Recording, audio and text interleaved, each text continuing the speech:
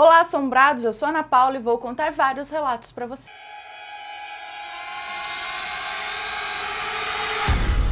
Histórias assombradas. Meu cachorro morto me salvou. A moça que nos conta esse relato mora na zona norte de São Paulo e é professora. E ela diz que desde que é pequena, escuta as pessoas dizerem que ela é médium. De fato, ela sempre viu e ouviu coisas sobrenaturais mesmo, desde pequena, desde criança. Mas o relato de hoje é sobre o Duque, um cachorro que ela teve. O Duque era um cachorro sem raça definida. Ele tinha o rabinho curto e era marrom. E ela disse que o Duque não era dela, ele não era o cachorro dela, ele era do vizinho. Só que esse vizinho se mudou para um bairro distante e levou o cachorro junto. Só que uma semana depois que esse vizinho se mudou, o Duque apareceu na casa dela. Depois ela soube que o cachorro voltou sozinho do bairro que ficava, do bairro novo, né, que o vizinho tinha se mudado, que ficava a quilômetros de distância. Então, o avô da moça que nos conta esse relato foi pedir ao dono do Duque se ele não deixava o cachorro ficar com eles. Afinal, o cachorro tinha escolhido ficar. Além disso, a moça que nos conta esse relato, que na época tinha 8 anos de idade, ela era muito apegada ao Duque. Sendo assim, o dono aceitou. Então, o Duque passou a ser o cachorro dela. E ela diz que sim, o cachorro é o melhor amigo do homem. E sim, eles são verdadeiros anjos na nossa vida. Mas diz que o Duque era maloqueiro de tudo, sabe? Aquele cachorro cheio de pulga, carrapato, diz que dava um banho nele, ficava no sol catando as pulgas, os carrapatos.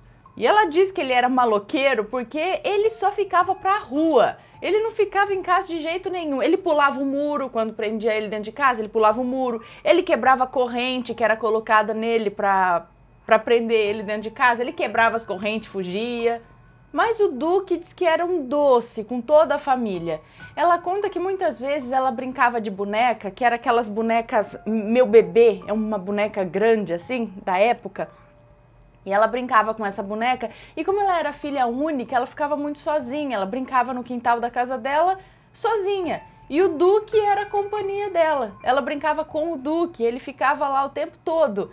E como a boneca era meio grande e o Duque, assim, era um cachorro de porte médio, pequeno, muitas vezes ela colocava as roupinhas da boneca no cachorro e brincava com ele de casinha, dava comidinha pra ele e ele ficava ali de boa. Ele nunca rosnou ou ficou bravo com as brincadeiras.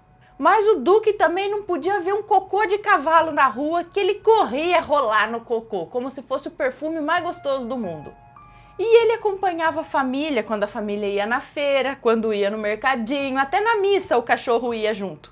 Ele era o verdadeiro cachorro de rua, sabe? Muitas vezes ele ficava desaparecido, 3, 4 dias fora de casa. E quando voltava tudo sujo, às vezes até machucado. E todo mundo conhecia o Duque, todo mundo sabia a quem ele pertencia. E quando passava muito também de 3, 4 dias que ele não voltava para casa, lá ia o pai da moça que nos conta esse relato no centro de zoonoses para buscar o Duque. Bom, o tempo passou e agora ela já era pré-adolescente, já tinha aí seus 13 anos de idade e conta que adorava brincar na rua e o Duque sempre a acompanhava.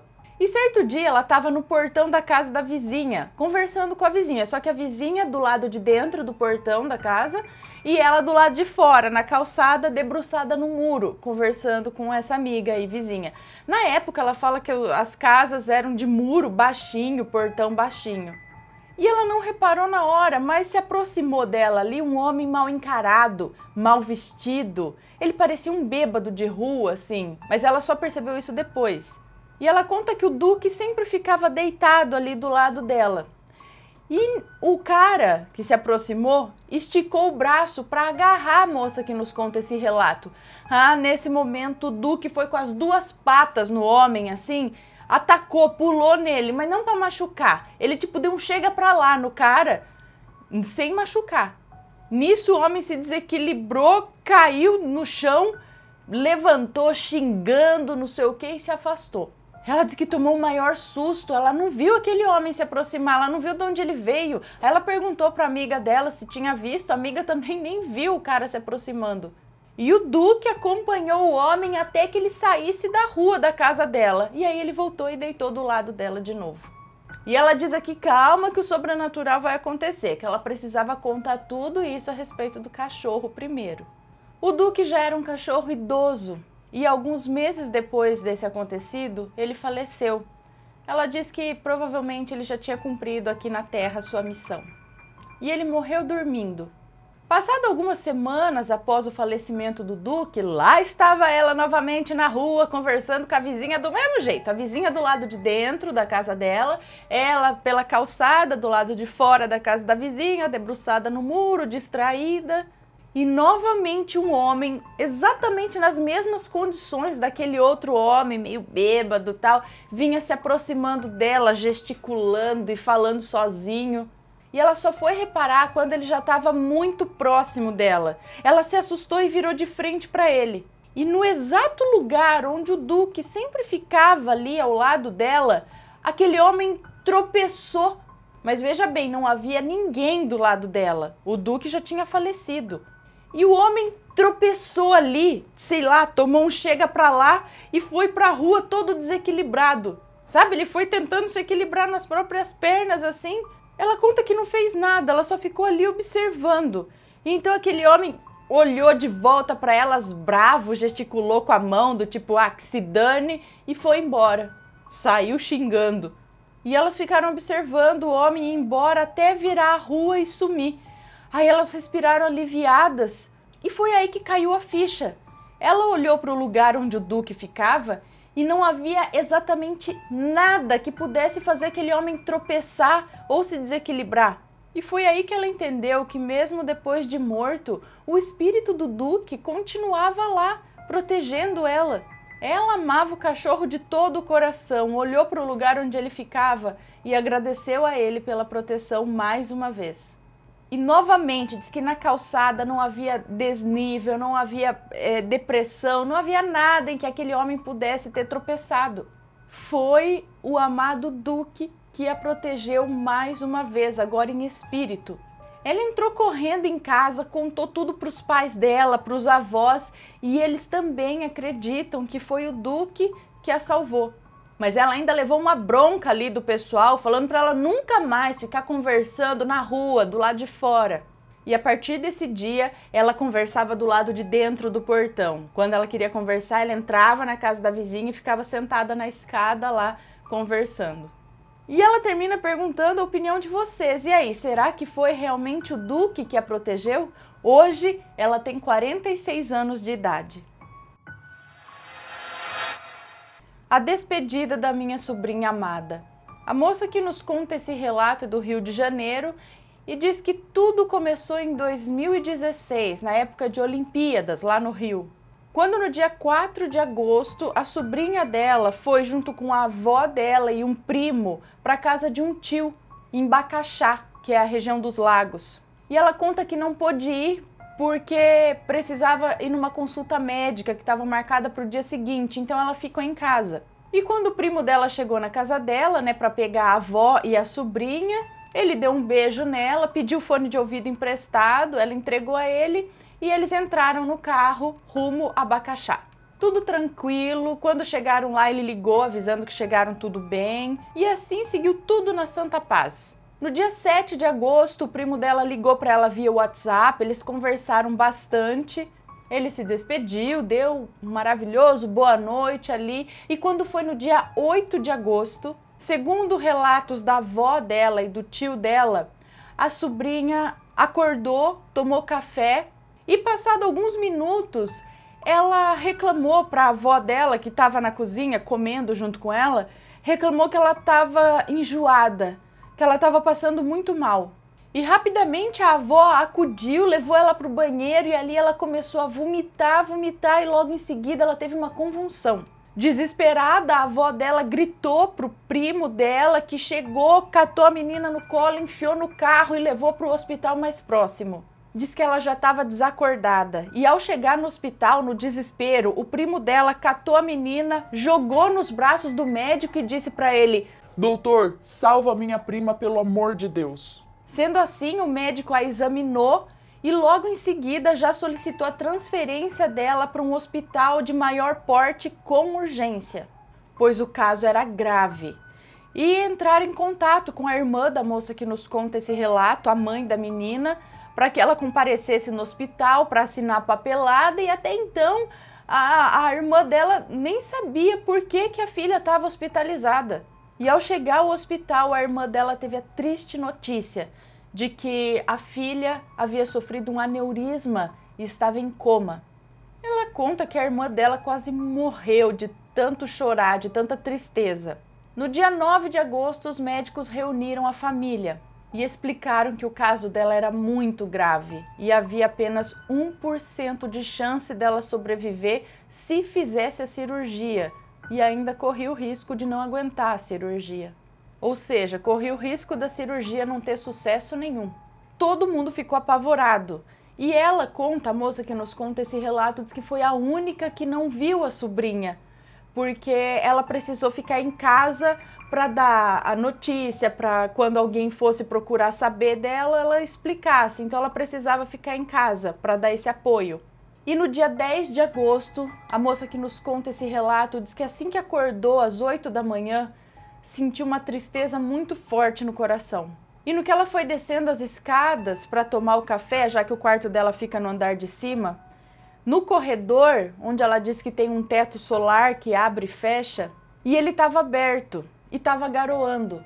E conforme ela ia descendo as escadas, ela olhou para cima, aquela garoa caindo sobre ela, e ela pensou: hoje a minha sobrinha está partindo.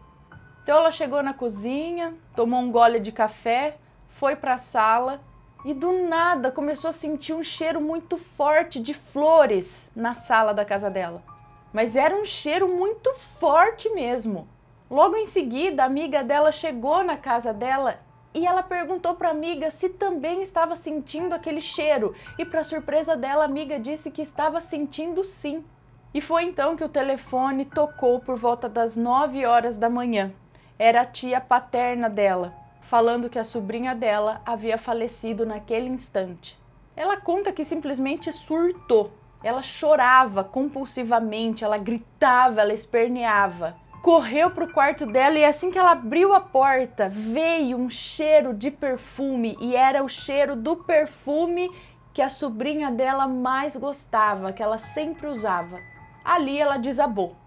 E ela acredita que a sobrinha dela veio se despedir dela, já que ela foi a única que não pôde vê-la. Ela conta que elas eram muito agarradas uma na outra. E ela diz que a sobrinha dela tinha apenas 14 anos e ia completar 15 no mês que vem. A festa já estava toda pronta, mas Deus a levou.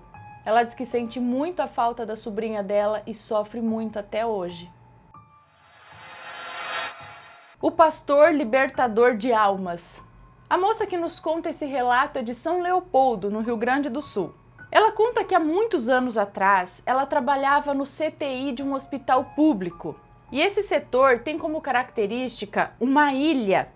É um local que fica bem no meio ali do CTI e que dá uma visão privilegiada para todos ali. Por exemplo, ficam ali médicos, enfermeiros, técnicos, os medicamentos. E daquela vista privilegiada, eles podem ver todos os leitos. Então, caso ocorra uma parada cardíaca ou algum outro problema, eles já percebem, não precisa alguém gritar, leito tal. Certa vez, eles receberam um paciente que havia sofrido um AVC. Só que esse AVC foi bem no tronco, que é uma região do cérebro que controla a respiração e os sinais vitais. E nesse caso, não há chance de recuperação. Nunca antes houve uma recuperação nessa parte lesionada. E o paciente não poderia doar órgãos porque teve uma infecção. E com todo o suporte para mantê-lo vivo, o médico disse à família que estavam esperando a hora dele. E que se ele tivesse uma parada cardíaca, ninguém faria nada para ressuscitá-lo. Ele estava ali apenas esperando pela hora de Deus. E os dias se passaram, mais dias se passaram e mais dias, e o homem estava ali definhando, mas os batimentos cardíacos continuavam. Ela conta que por algumas vezes eles até acharam que ele ia morrer, porque os batimentos ficava sem batimento, ficava aquele traçado reto, pip, mas logo em seguida voltava sozinho, pip, pip, os batimentos. Ela conta que até a família já estava exausta, já estava com terreno comprado no cemitério. E chegou num ponto que todo mundo já estava desgastado e angustiado com o sofrimento daquele homem.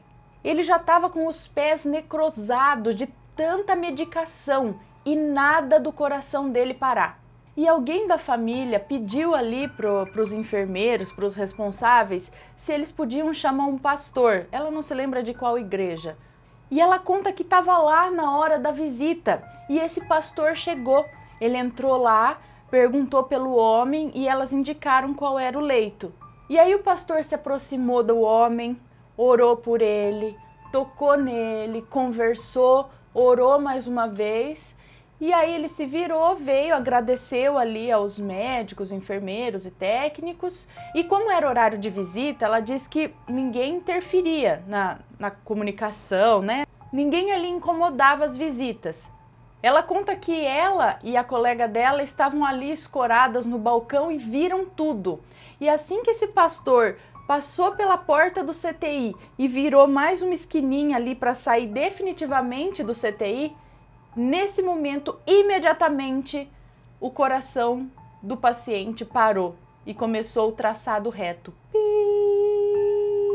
E enfim, o pastor acabou com a agonia de todos.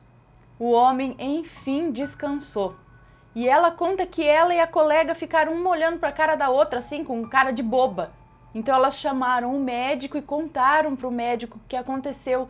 E ele disse que aquele homem só estava esperando por uma oração. E é isso, pessoal. Se vocês gostaram desses relatos, deixa um joinha, se inscreve no canal, segue a gente nas redes sociais e compartilha esse vídeo com seus amigos. Um beijo para vocês e até o próximo relato.